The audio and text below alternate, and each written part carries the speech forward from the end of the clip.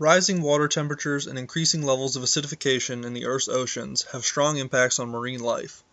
These effects are very detrimental to corals, affecting the growth and mortality rates of most species. Dry Tortugas National Park is located 70 miles west of Key West, Florida, in the Gulf of Mexico. In the shallow waters surrounding these islands live some of the most northern existing colonies of elkhorn and staghorn coral. Elkhorn and staghorn corals are both classified as critically endangered species and are very susceptible to disease, pollution, and bleaching. Warming temperatures increase the rate of coral bleaching, and the sea surface temperature of the Gulf of Mexico is projected to rise between 1.6 and 2.8 degrees Celsius by 2080.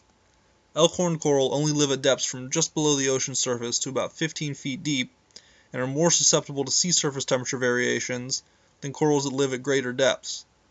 Corals reduce their rate of calcification as the oceans become more acidic, and projections show that by the end of the century, ocean pH will drop from an average level of 8.1 to 7.8.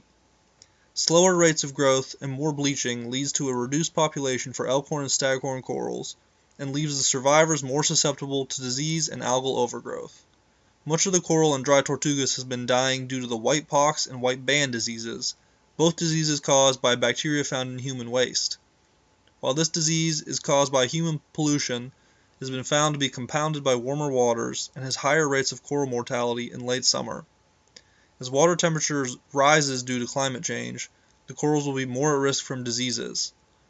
National Park Service biologists continue to track the growth and survival of elkhorn and staghorn coral communities around Dry Tortugas National Park, but little can be done to prevent the spread of human-induced diseases in increasingly warmer and more acidic waters.